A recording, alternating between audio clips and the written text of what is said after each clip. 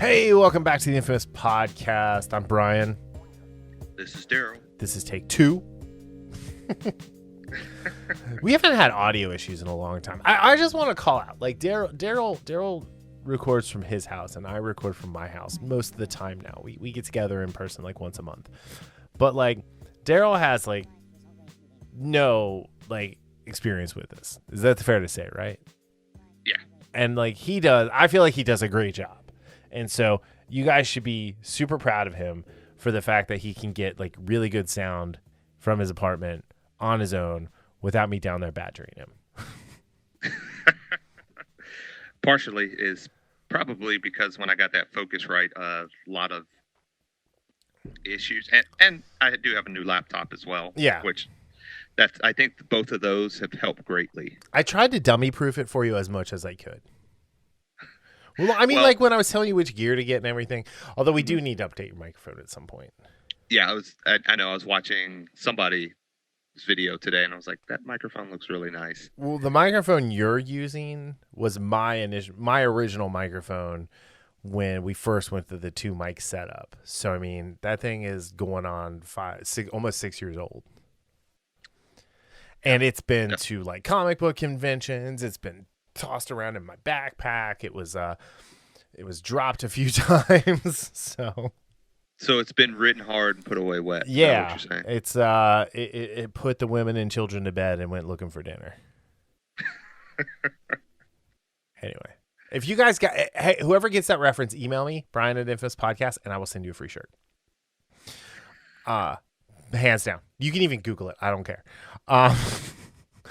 But yeah. Anyway, so this week is a little different. We're going to be putting out a bunch of content this week with Jupiter's Legacy. We're going to do 2 bonus episodes. We're going to cover the first half of the season and then the post Stephen Nesta Knight leaving half of the season. Anyway, so we're not gonna go super long tonight, but we're gonna talk about A Quiet Place 2 Electric Boogaloo's final trailer. I didn't even know there was one before, and then Venom 2 Electric Boogaloo's second trailer, full trailer. You're all in on this Electric Boogaloo stuff, aren't you? I can't say whatever 2 and not say Electric Boogaloo, because Breakin' 2 Electric Boogaloo is the greatest title of a sequel of all time. Okay. Yeah. Fight me on that one. Proof. Where's my mug? Prove me wrong. Change my mind. Change my mind. How about that? Anyway. Yeah, and then we're going to talk about Invincible finally. And this should be fun. It won't be as ranty as last week. I promise. Although I felt that like last week's episode was pretty therapeutic for both of us. Yeah, that is accurate.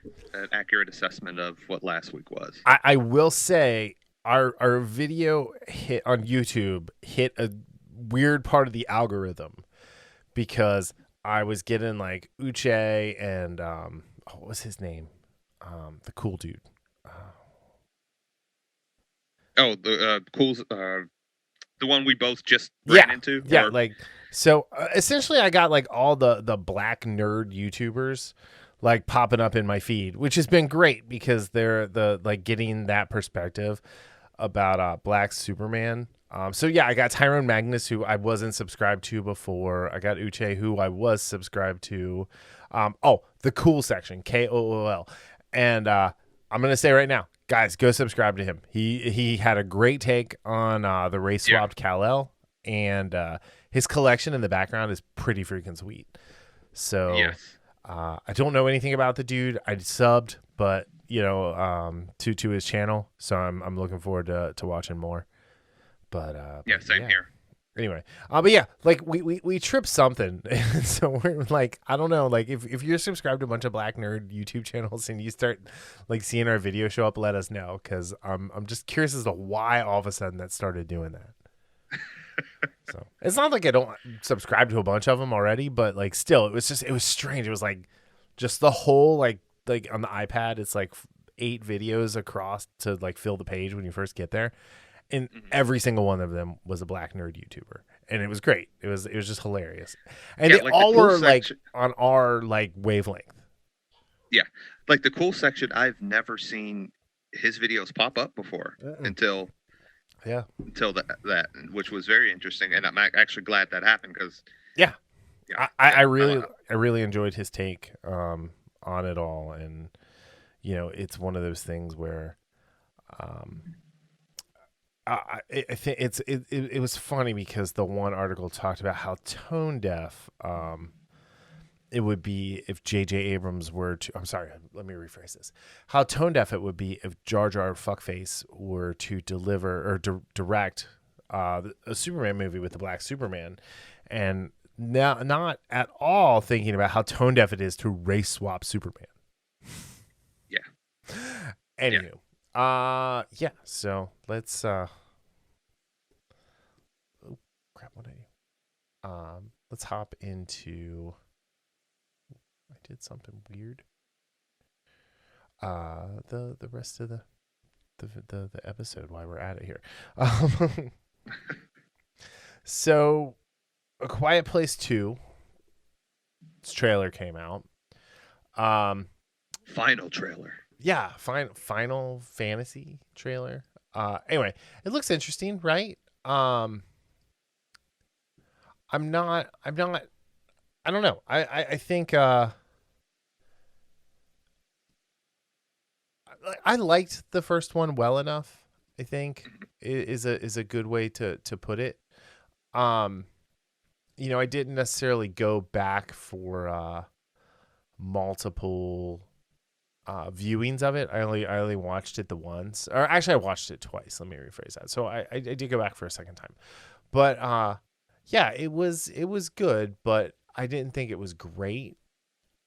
And I wasn't really like, oh, this needs to be a franchise.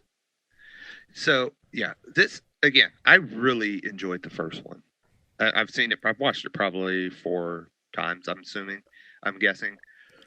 But with that being said, it's one of those movies I thought would be perfect as a standalone. Mm-hmm. It doesn't need any other type of addition to it. Although I will say I'm pretty curious. And one of the things that I was curious about was, how they got there, the aliens got there, and that those first days of the invasion or what have you. But not necessarily enough to see another movie. Yeah, it could have been like a video they put on YouTube or like a special feature on the DVD. Yeah, but seeing more of the world, it kind of reminds me in a way of Walking Dead. Mm-hmm. In this way. I like The Walking Dead well enough, but again, it ends up being the same thing, season after season. You find another antagonistic group, they fight. They run, they hide. There's the walkers in the background. There's strife between the protagonists or whatnot. There's people die, people come in.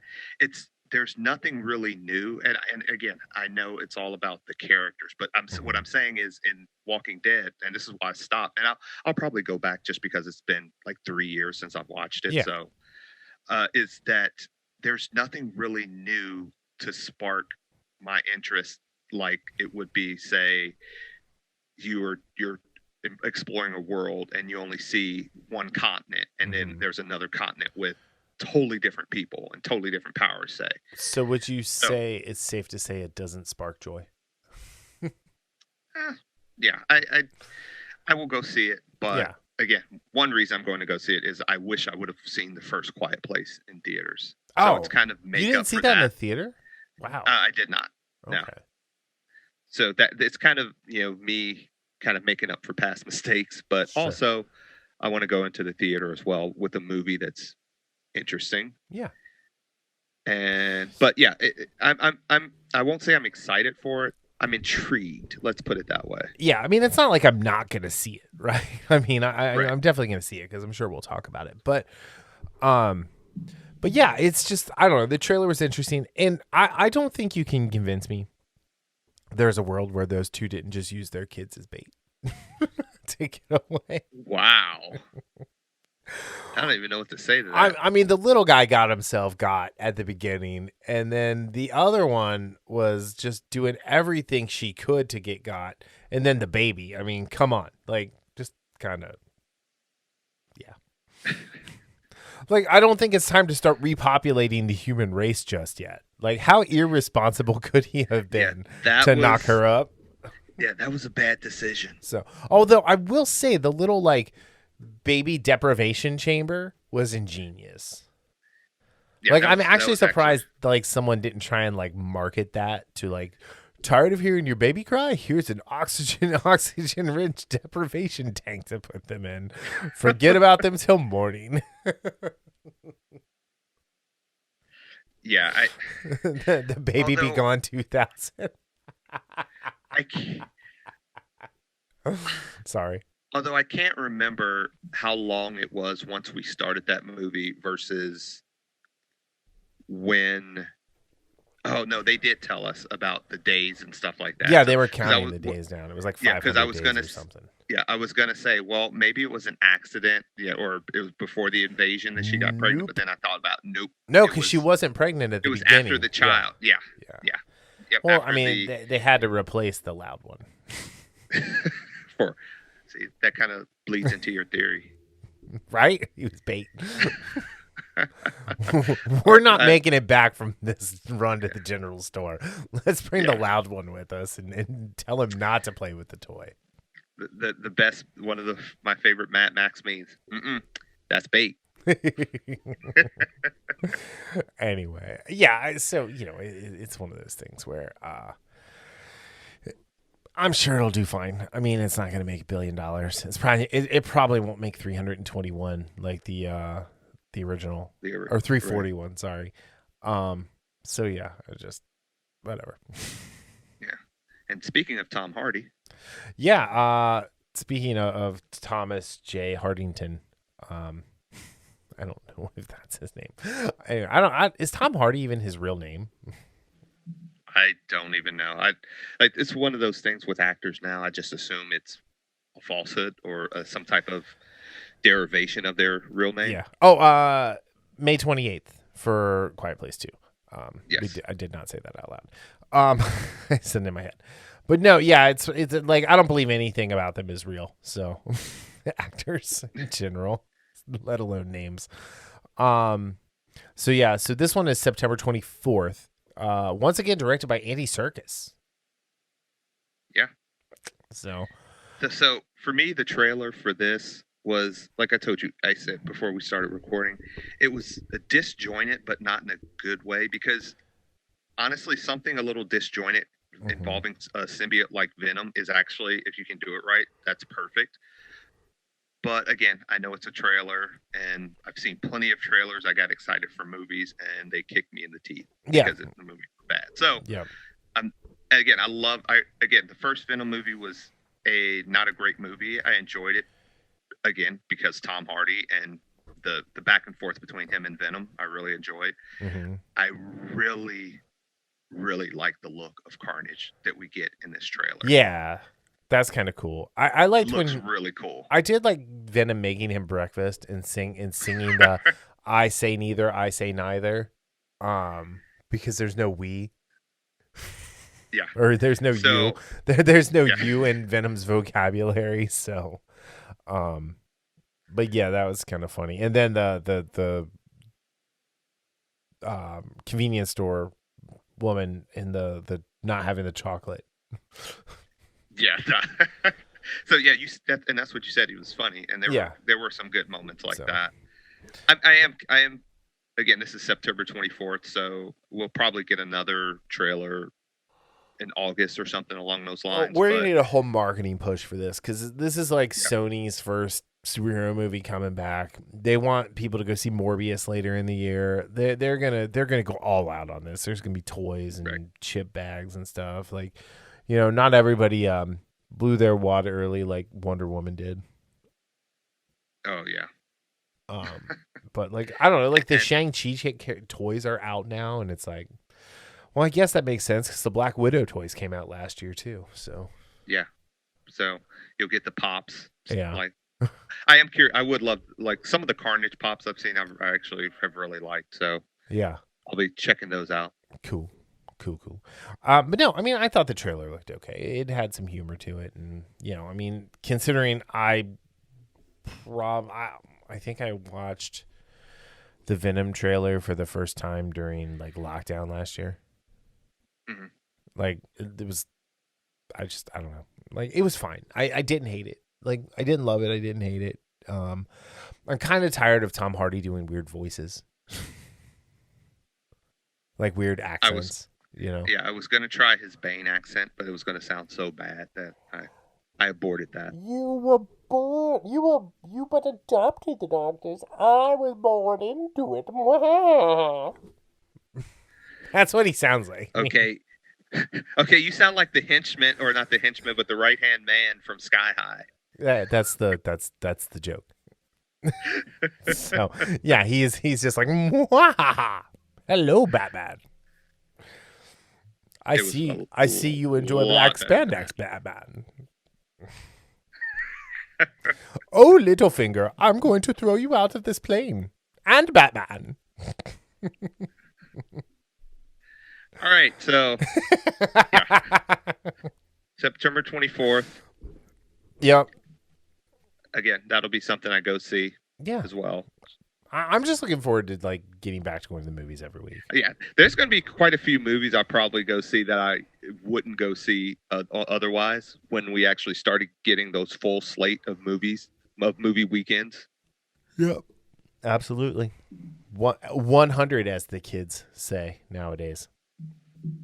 Or as they text, you mean? I've heard them say it too. I've heard it said, like, like, keeping it 100. Keeping it 100.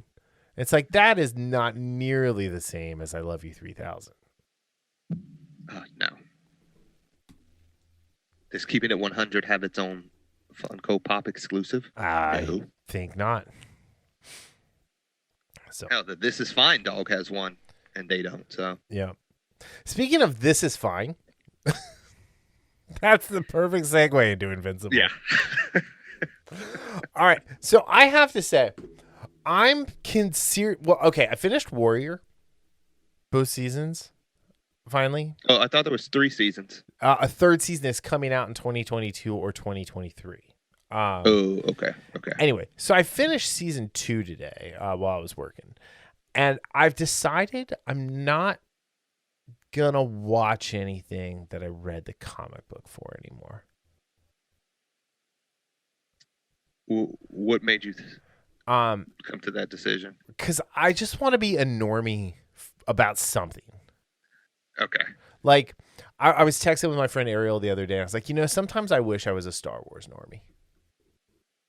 Mm-hmm. And he's like, you really don't. Like, that's not a life I would wish on anybody.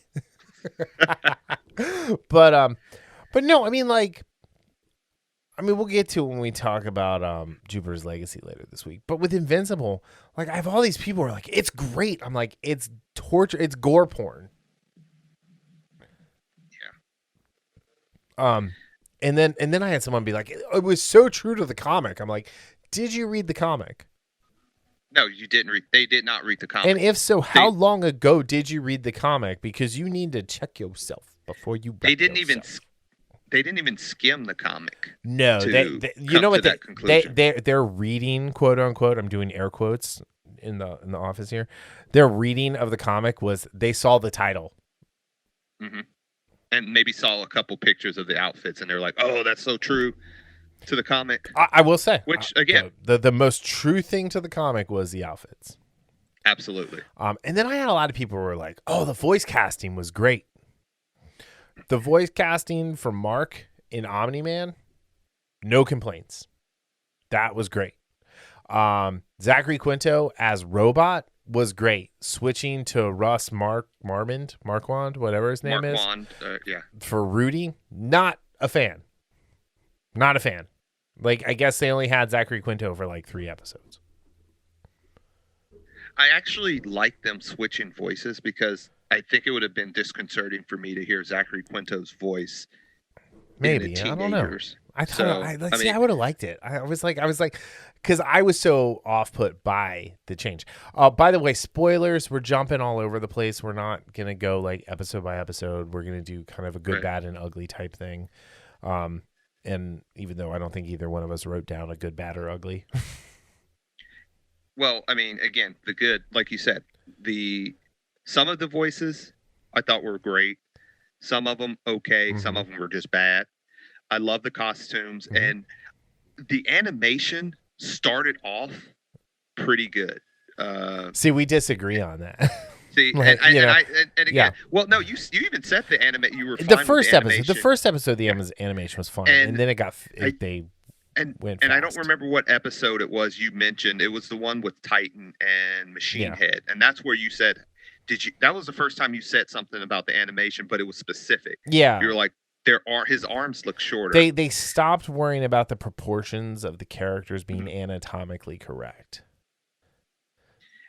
And and I noticed that as the season went on, especially, I think more for me, I thought I saw it more in action sequences. Yeah, where it just didn't seem as refined as it did in that first episode for me.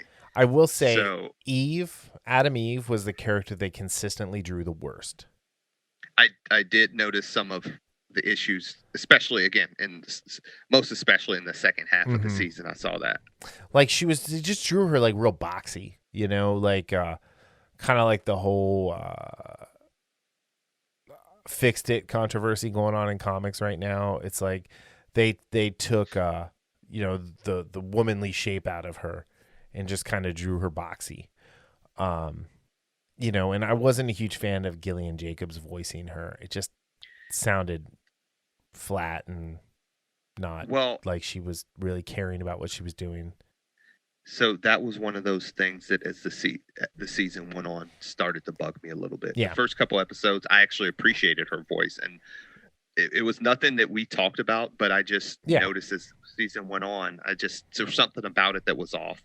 I never liked Rex Splode's voice. I forgot the Jason Mantzoukas. Yeah, that was. Here's the problem. Like, sorry, go ahead. No, I didn't know. I couldn't remember his name. Oh, okay. My big problem was he was Jason Mantzoukas. It wasn't Rex. It wasn't Rex Splode. It was Jason Mantzoukas voicing a cartoon character and doing the thing that makes us love Jason Mantzoukas, being loud and abrasive and hilarious. But it was just too much. And it's whoever was directing these voice recording sessions needed to be like, dude, calm down. Tone it down.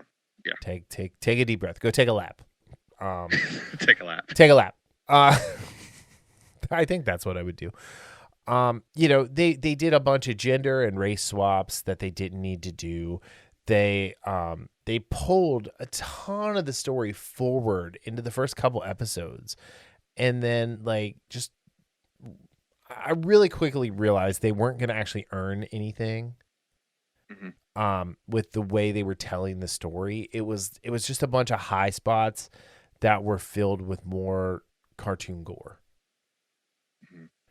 And and one of the things I told you probably last week when we were talking about doing this is that I started kind of in my mind piecing it, trying to, and this is very difficult, is separating my past experience with Invincible. Yeah.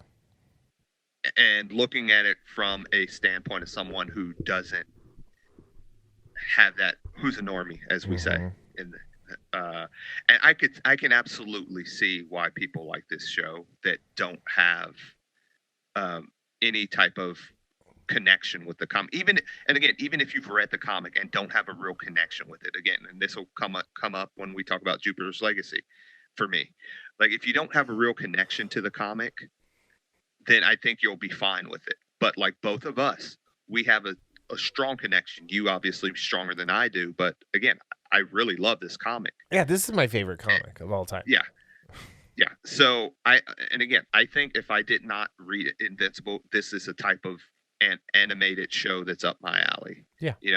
I watch a lot of anime. I watch pseudo anime, Netflix stuff. A lot of stuff, and I enjoy it. I would still have problems with it. There are some narrative issues, some pacing issues that even if I took away my past experience with the comic, there would be issues with this. But with that being said, we're coming at it from people who know the source material. Know So and love. those, No, not just yeah, know. yeah, Know and yeah, love. no, yeah, So, exactly. You're like, exactly right. they Yeah, showed a lot of stuff that like was better left like being unseen. Like as cool as the scene was with Nolan destroying the Flaxen homeworld, right?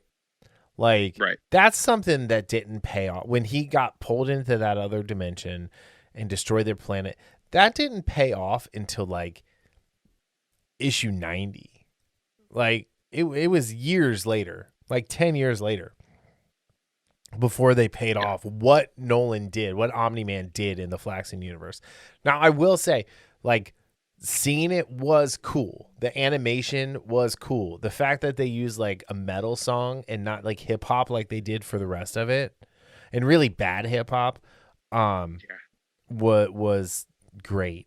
My most disappointing character was actually Debbie.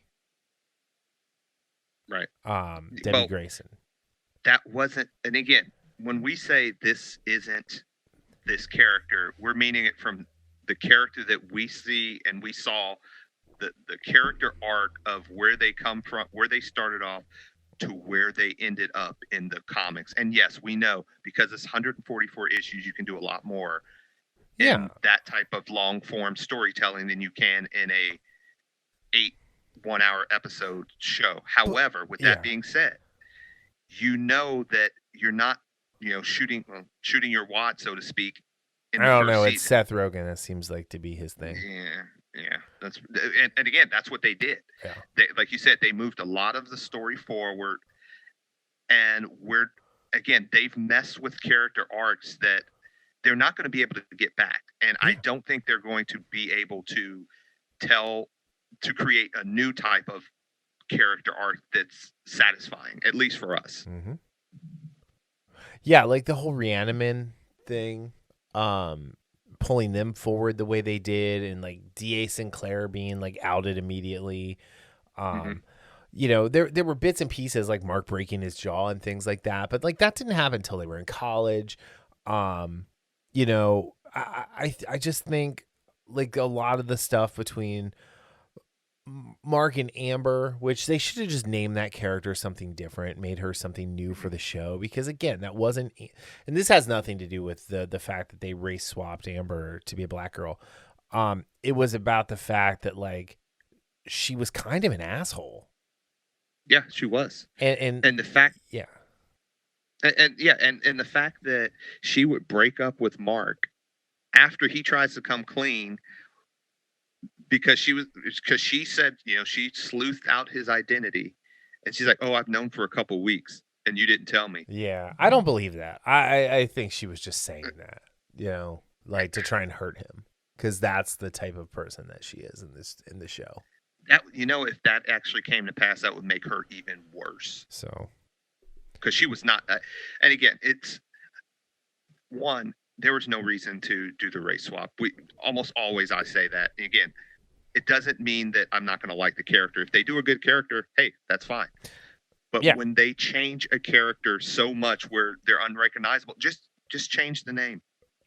Change the name. Change her name to Anna or something. Oh, who cares? Yeah. I don't care the name. But don't keep it as a character in the comics that is so different from. Mm-hmm. And again, it affects everything. It affects Mark's relationship with her. It affects Mark's relationship going forward. But at the same time, that as bad as she was as a character, I think the biggest disservice they did with Mark was not Amber, but was keeping Nolan around after the whole Guardians of the Globe thing. And yeah, waiting to do the fight as the season finale was just not smart. And it just treaded water the whole it. time. Yeah, so they could have more J.K. Simmons. I mean, which is great. He was great as the voice, but like, at the same time, you've got this character who has his own journey that he has to go on. So they've now, stunted that character growth.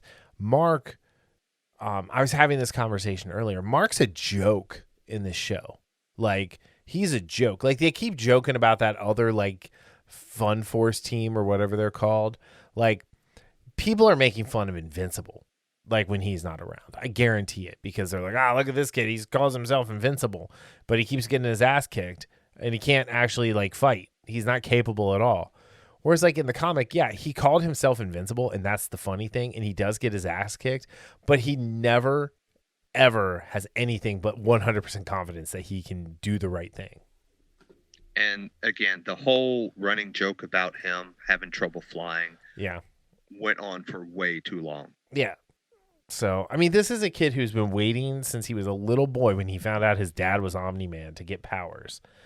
You know, he's prepared for this. He's not going to be, you know, any of that. And like the fact that like Eve was faster than him, and I don't know. I don't know. It's just, I was really disappointed in this series.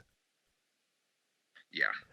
The music was really bad. The soundtrack was distracting at best. Almost every song that came on took me out of the scene. Yeah. Immediately. Yeah. And it's one thing I think we were talking about the Shang-Chi trailer, how they have this, and again, it's been, I've noticed it more in the last few years, how, you know, it's bad, like you said, bad hip hop in trailers and in, you know, for scenes, as for soundtracks, and it just takes away instead of adding on or adding to. Yeah. And yes, it was, the soundtrack for Invincible was one of the worst things about this show. Yes, 100%. It was just not. It wasn't good. It was. It was bad even. So. You know, and again, sorry. Go ahead. I was going to say, because you were like right on early on after the first episode, you're like, I don't know if I can watch this. Yeah. I did not watch another episode on Thursday or Friday when it came out for the rest of the season. It was always a couple days later because I didn't care if I got spoiled. I didn't care what happened. I was like, the only reason I was watching it because we were going to talk about it, and you know, I had people messaging me like, hey, what do you think? And I'm like, oh God, I don't want to answer this question. I'm glad you like it. That's what I said that a lot. I mean, I'm glad if people liked it, I'm glad. Yeah. And I don't want to take away their enjoyment, but like, you know, the fights were overly gory, and you know, this is from a book that has a whole lot of like blood and viscera and entrails. And to take it to another level the way they did was just really strange. Well, I won't say necessarily. It's not just the taking it to another level, but it's the violence and the gore in the comic. I felt like it paid a service to what was going on. It wasn't just, you know, it wasn't like a Garth Ennis comic whose violence is just like, dude, like, are you getting off on writing and like this art? I mean, whatever, but for instance, when Nolan is fighting that finale, the big climax, it was absolutely wholly unnecessary. Some of the stuff that Nolan did to try to convince Invincible. Yep. And again, this is a character that, you know, he has his own redemption arc. I mean, granted, way in the future in the comics, and you don't see him do this stuff. Now you can surmise that some of this stuff happened, the innocent people he killed, yeah, sure, but when you see him kill a train full of people, like in front of your eyes, that's going to be a tough story to sell of if they follow the comic, which again they didn't for 90% of this, right? If they try to redeem him, that's going to be very hard to sell after showing some of the stuff that he did. Yes. Yeah, I mean, it was just like, yeah, and like the thing where he's like holding Mark as the train, as he splits the train in half with Mark, right? Like that scene is really powerful if you're just getting what's happening in Mark's peripheral and like coming on at him. But the fact that they kept cutting to the train like rolling over people and the rocks crushing people, it was too much. It was just it's like, wow, it was I didn't understand what they were going for. Yeah, I actually agree. I think it would have been more effective for them to see everything from Mark's perspective, and maybe how he would naturally close his eyes because stuff is coming at him. Yeah. And just to see snippets of what's going on around him. Yeah. I think that would have been much more powerful. Yes, agreed. 100%. I didn't understand, the need to do that. You know what I mean? And that takes away from scenes that actually where the violence is necessary. Like it took away a little bit from, again, one of the better scenes is the scene when Battle Beast, kicks everyone's ass. Oh yeah. But you had so much of that violence before that and after that it doesn't have the same power. Yeah.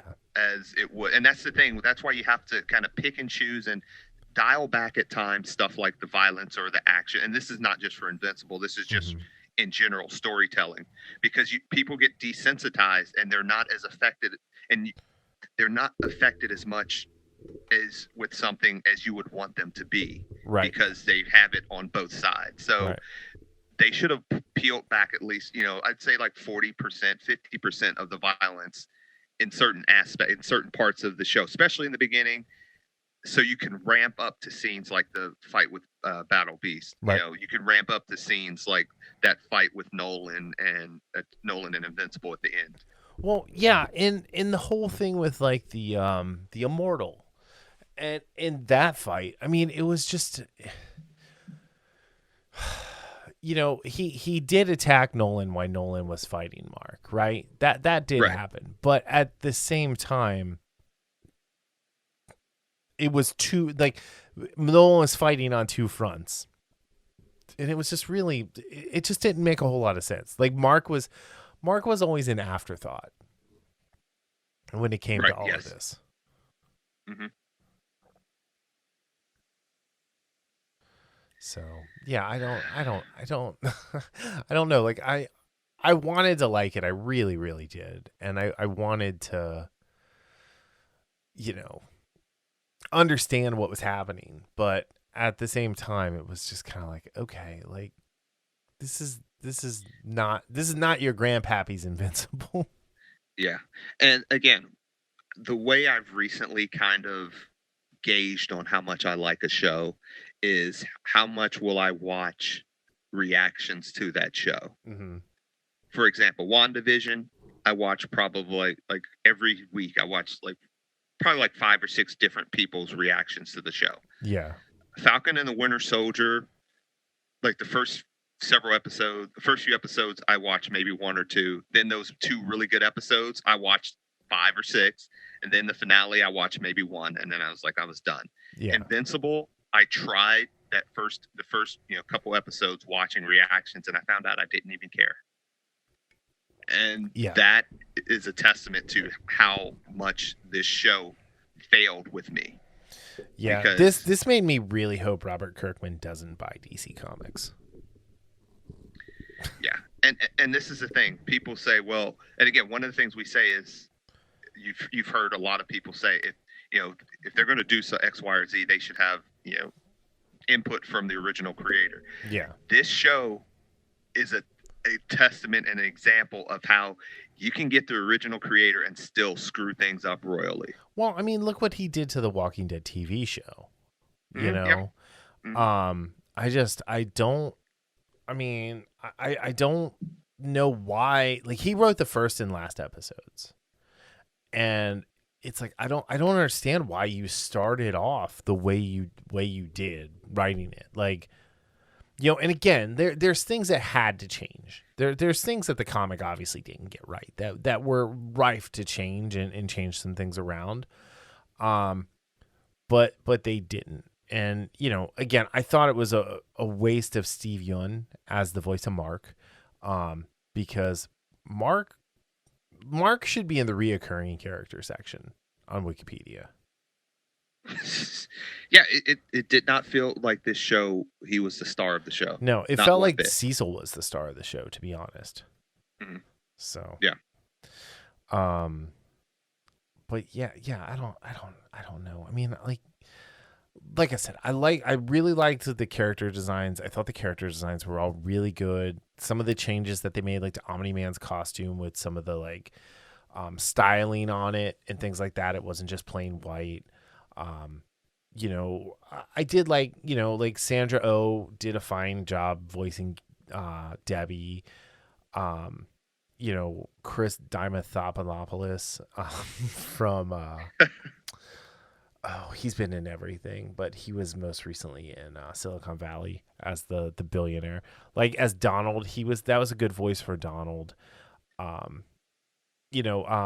Grey Delise, as Shrinking Ray. She was the voice of Azula. Oh, okay. And then she was also the voice of Monster Girl. Well, she was the voice of Amanda. And then Kevin Michael Richardson was the voice of Monster Girl and the Mauler twins, which I thought was great.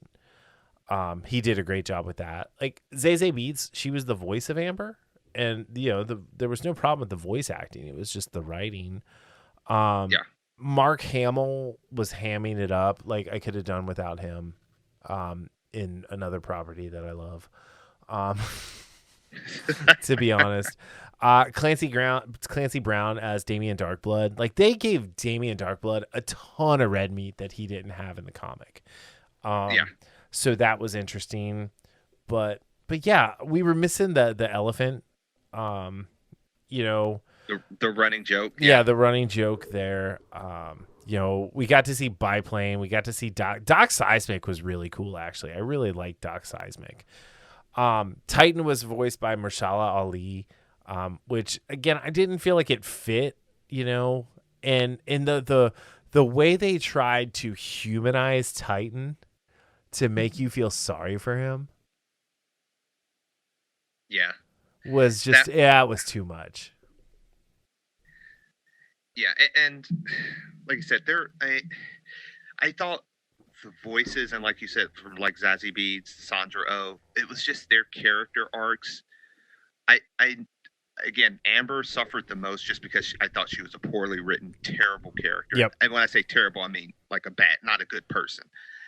Debbie was fine as a character. It was just her arc is so compelling in the books of how she hits rock bottom and how it after finding out about Nolan and how she builds herself back up, how she goes out instead of resting on the laurels of getting the money that Cecil helped kind of direct based on Nolan's books and all that stuff. Right. She gets that job as a real estate agent and she makes something of herself after she's been at rock bottom for a long time. Like it wasn't just overnight. I mean, like there's like a whole almost 2 whole trades where she is at rock bottom. Mm-hmm. And Mark is like, that's the thing is Mark's being a hero to escape from all of that, but at the same time is trying to like worry about his mom, that when he goes off to college, he tries to forget about it. And that was awful. Like that did not help Debbie at all. Right. And she had Art there who was what's the word? Her confidant. Well, no. He was enabling her. Oh, because he was the drinking and everything. So yeah, Debbie's like when she goes to Chicago for the one trip and then realizes Super Patriot or whatever his name was married to the woman she was talking to about the book royalties. Like that's when everything like really turned the corner for her.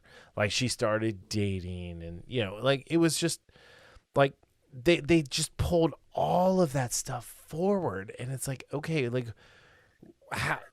how is she gonna rebuild, right? Because she went from being someone who was taken care of to someone who was a force of nature, like literally like for bad in Mark's life, and then became like a force of nature for pushing Mark out of his comfort zone to be an adult, to then falling back in love with Nolan. Yeah, And, I think. Yeah.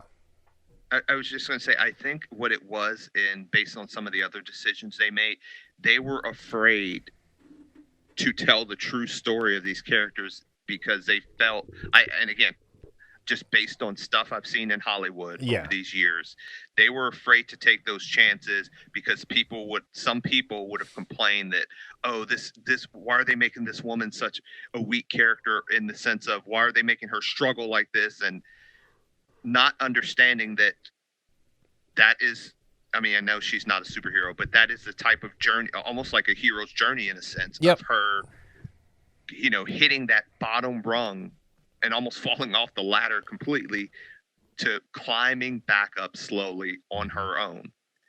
And they're missing if that's not an empowering story, I don't know what is. Yeah. Yeah, I didn't get it either.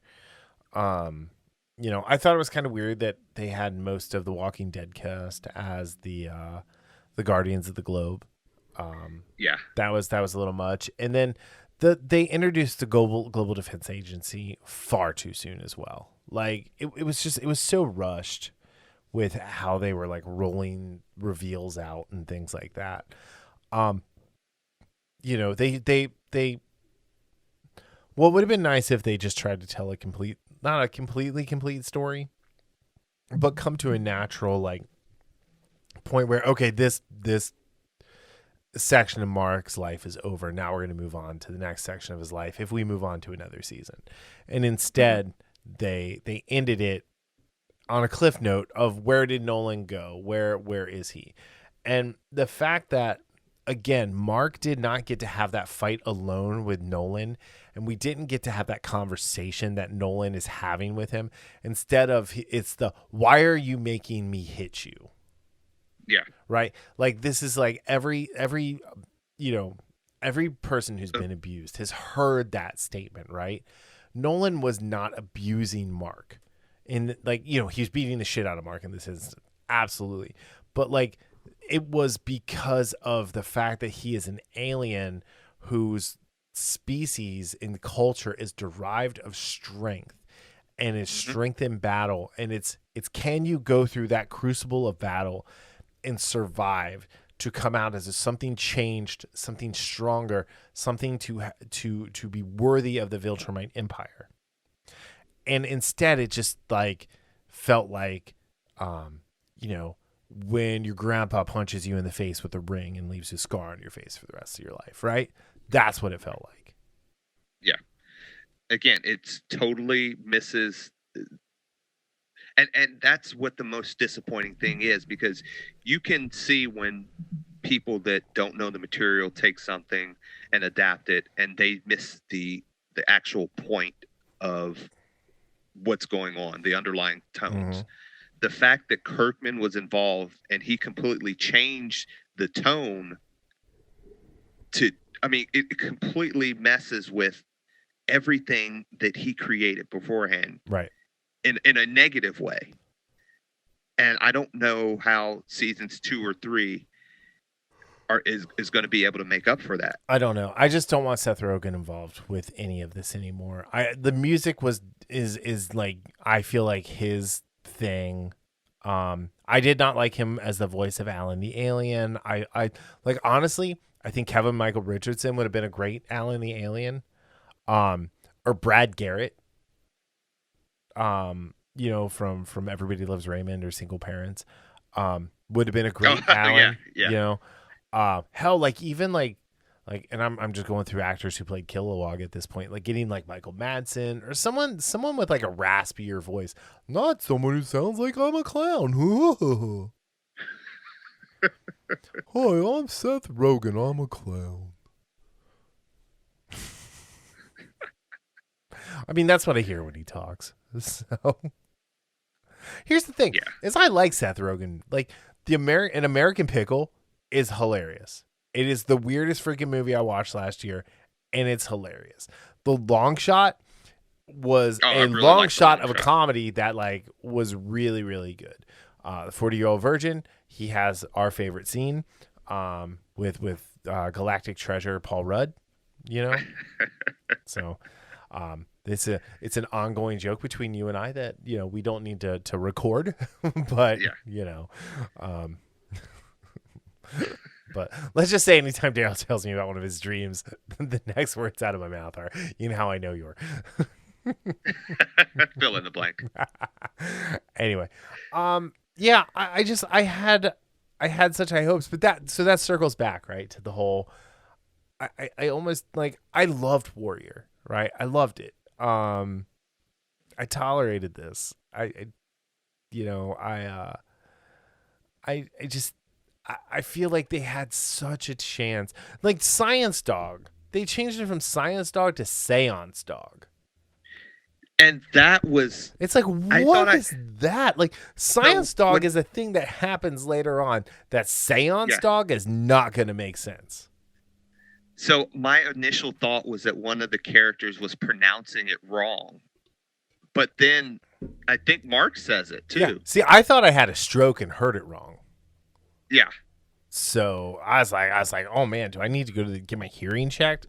And so I was like, hey, Siri, back up 10 minutes or 10 seconds. And what did they say there? Oh, shoot. Anyway, I just, hey, that person, that robot assistant all over my devices. So I wasn't really thinking there. But yeah, and so it's like weird things like that. It's like, what is happening here? Like, what is going on with this show? Like, what?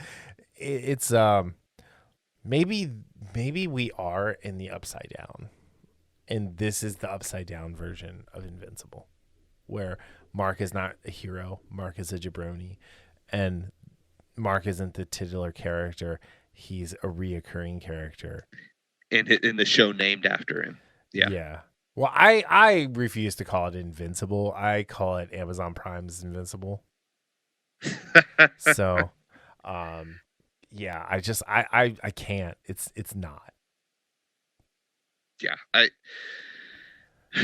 I was one of those that, silly me, I was extremely excited for this, and I was thinking that they were going to do a good job, knowing that they were going to change things again. I understand that we were not going to get a 100% adaptation. That's not even right to think that. Right, and it didn't need to be 100% right. Yeah, no, it didn't. No.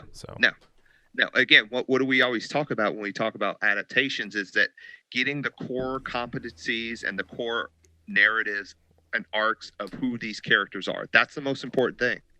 And that's where this show, as compared to, if it's an adaptation of the comic, it fails miserably. Yes. It absolutely fails pretty much every character in that regard. Yeah. And before anybody out there gets all like butthurt and like, oh, well, you just don't like because they changed the race or a sex of a character, go back and listen to our coverage of The Boys. A-Train was a white guy in the comics. Makes way more sense for A-Train to be a black guy. And the dude that plays A-Train is great. Stormfront, dude Nazi in the comics. Aya Cash, who I'm in love with, was an amazing Stormfront. Way better. Way more compelling too. It was so much a richer story for doing that. So see, it can be done right. I'm going to spoil something. In Jupiter's Legacy, they changed the race of Hutch. Hutch has been a much more interesting character. Even though they've kind of changed his story a little bit. But the kid, whatever playing him is incredibly likable. And I really like that guy. Yeah. He's the best thing in the show. Yeah, and I think I like the show more than you, but yeah. I would 100% agree. Another spoiler, I think I finally realized Josh Duhamel can't act. It's funny because I've actually liked him in this. Yeah. So did you finish it? That'll be interesting. No, I have 2 more episodes. Oh, yeah, it took a while to get through those 2. But anyway, and here's the other thing too. The thing that really let me down more than anything is when I see the name Walton Goggins on a call sheet. And I'm like, all right, at least Walton Goggins is going to be good. And wow, was he the exact wrong voice for Cyril? Yeah, there were times I didn't mind his voice, but other times it just stuck out in a negative way. Yeah. So I don't know. But yeah. I just I don't know. I'm interested to see what happens. Like if they can like do something that I'm gonna find interesting. But and I'm curious as to other people who have read Invincible if they feel the same way, or is it just because it's my favorite comic book and I'm not getting my way. but I didn't need to get my way. I just needed it to be awesome. Mm-hmm. Yep. Like, there's a whole bunch of stuff they had to change. Changing Williams' arc, I think, is one of the ones that sat the hardest with me to accept, because the very first time we meet Williams, someone calls him Will and he didn't correct him, and that's when I knew the show was in trouble. And that was in the first 3 minutes of the show. So that was another example of something that happened, and I had to go back because I said, "Did they just say Will?" Because I mentioned it, and you were like, "Yeah, yeah." So, but yeah, they called him Will, and he didn't correct him, and I was like, that is like the number one thing about this character that I love, is that he, it's like if people abbreviate my name, I don't appreciate that. Oh, come on, Bri. That just sounds terrible. I'm gonna stab you the next time I see you. Well, it's like you were at Green. You listened to Green Lights, right? Yeah. And Matthew McConaughey, and when like he got in trouble for letting someone call him Matt. Yeah. Well, it's like Patrick. You are Matthew. Patrick Mahomes' mom. She was like tweeting at some jabronis on CBS or whatever that were calling one of the games. They kept calling him Pat Mahomes, and she's like, his name is Patrick. I imagine she said it like Stevie from Malcolm in the Middle. His name is Patrick. If you guys haven't seen Malcolm in the Middle, that's definitely a show you should watch. That's one of the best sitcoms of all time. We finished our Modern Family rewatch. Speaking of great sitcoms, I still have to finish that. I think we're gonna watch Raising Hope again next, since there's nothing new coming out. I never got into that. I did watch it. Did you watch My Name Is Earl? Again, that's one of those I watched here and there too. It's the same. I never watched fully. Same creative team, same writers, same showrunners, same creator. Greg Garcia. I shouldn't know that off the top of my head. He did another really good show called Yes Dear, back in the day that I liked with Anthony. I don't know that one. What's his name? Anthony something. Anyway, he's a stand-up comic. I liked him a lot. And Mike O'Malley was on it. But yeah, I don't know. I feel like this show can turn it around, right? But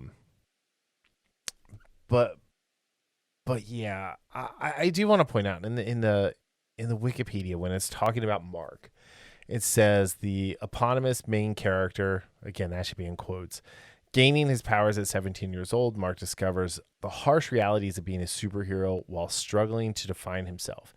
He's shown to have a berserker side when fighting the Flaxens and Machine Head's villains, revealed to be a Viltrumite trait.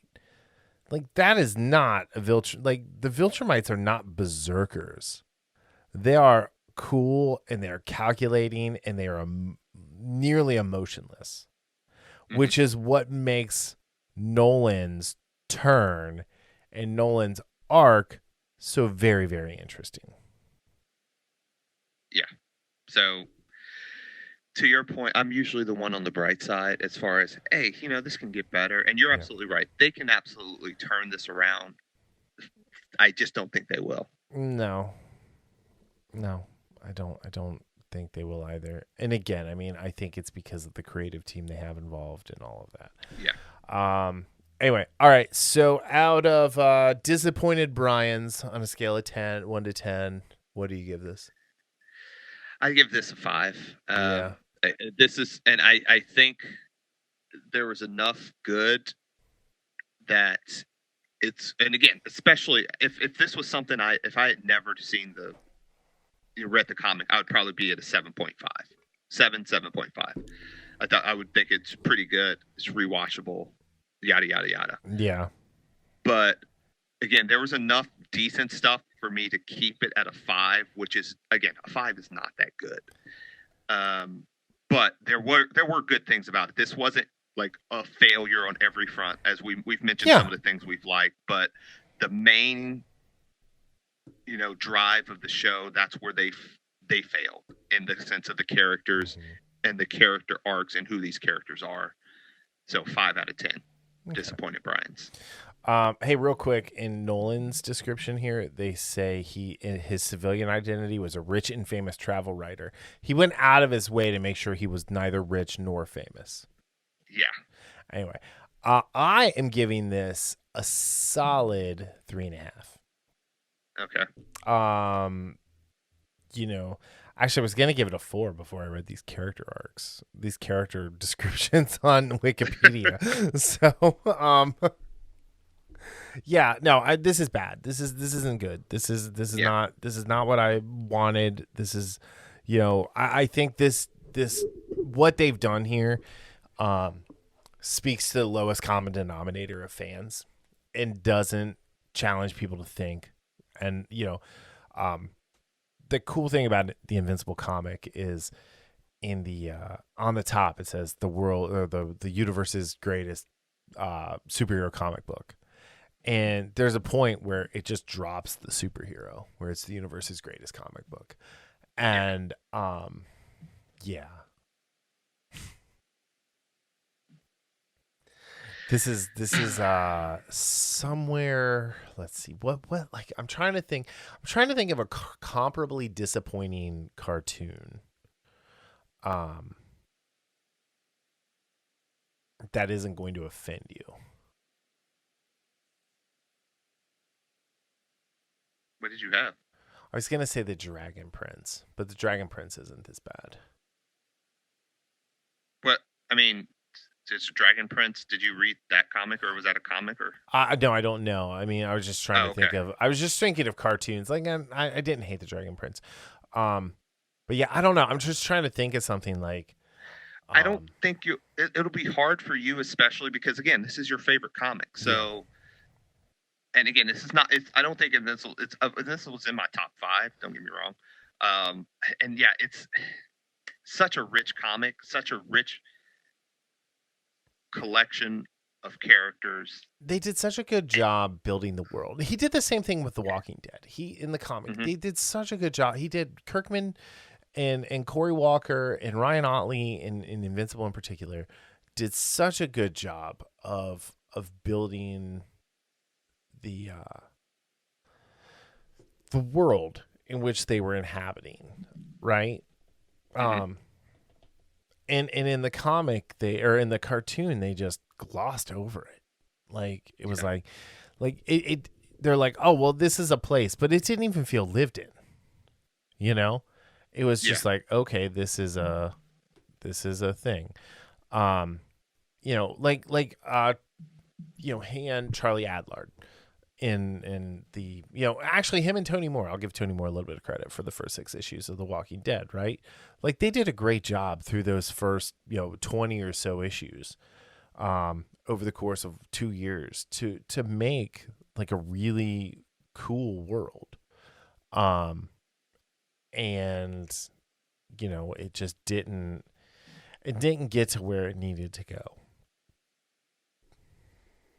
Yeah, absolutely. I'm interested to see how they introduce Dinosaurus. And will he be the eco-terrorist that he is in the comics?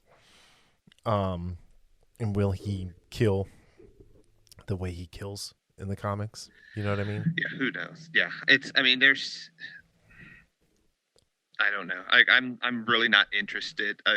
It's one of those things where I'll see it when it comes out, but I'm not going to even give it much thought because there's so much that they changed in this one. I'm not going to even accidentally get my hopes up that they do a character right. Yeah. In the next 2 seasons. Yeah, and I can't imagine how insufferable Oliver is going to be. So yeah. Like like he's gonna be bad. But oh god, I wonder who they're gonna get to voice him. James Franco, maybe. All right. Considering we were gonna go short, we went over an hour. So all right. Cool. Well, thank you all for listening. Any last words you want to add, Daryl? Nope. All right.